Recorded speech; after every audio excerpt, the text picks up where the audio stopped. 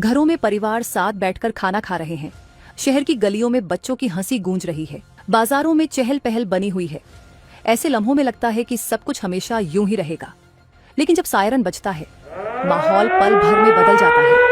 भारत की सुरक्षा सिर्फ सीमाओं पर नहीं, हमारे घरों से शुरू होती है, हम सबके साथ। जैसे ही सायरन बजता है, माहौल पल भर में बदल जाता है। सुनाई दे, बिना देर किए कदम उठाए, सभी लाइट्स, पंखे और इलेक्ट्रॉनिक्स बंद कर दें, पर्दे गिराए, खिड़कियां बंद करें। एक छोटी सी रोशनी भी दुश्मन को संकेत दे सकती है। ये डरने की बात नहीं, बल्कि जागरूक रहने की पहचान है। ये हमारी उस ताकत का हिस्सा है जो हमें सुरक्षित रखती है। अपने बच्चों को भी इस प्रक्रिया से परिचित कराएं। इसे उनके लिए एक खेल बना दें, लेकिन ऐसा खेल जो जिंदगी बचा सकता है। एक बच्चा तेजी से पर्दे खींचता है, एक किशोर दादी की मदद करता है लाइट्स बंद करने में, एक परिवार एक साथ बैठा है, शांत, सतर्क, तैयार। पूरे शहर में जागरूकता फैलती है। छतों पर युवा निगाहें दौड़ा रहे हैं, कहीं कोई रोशनी तो नहीं दिख रही।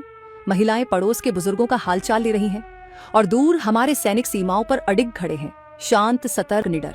ये भारत है, हर घर एक किला, हर नागरिक एक सुरक्षा कवच। अंधकार में हम घबराते नहीं, हम एकजुट होते हैं। शहरों से गांवों तक एक मौन अंधेरा फैलता है, डर से नहीं, बल्कि एक भावना के साथ। देश के प्रति प्रेम, एक दूसरे की सुरक्षा के लिए समर्पण, और इस विश्वास के साथ कि चाहे परिस्थिति कितनी भी कठिन हो, भारत मजबूती से खड़ा रहेगा। सायरन बजे, लाइट्स बंद, पर्दे गिराए, शांत रहे, मजबूत बने। हम भारत के हैं, भारत हमारा है। वंदे मातरम।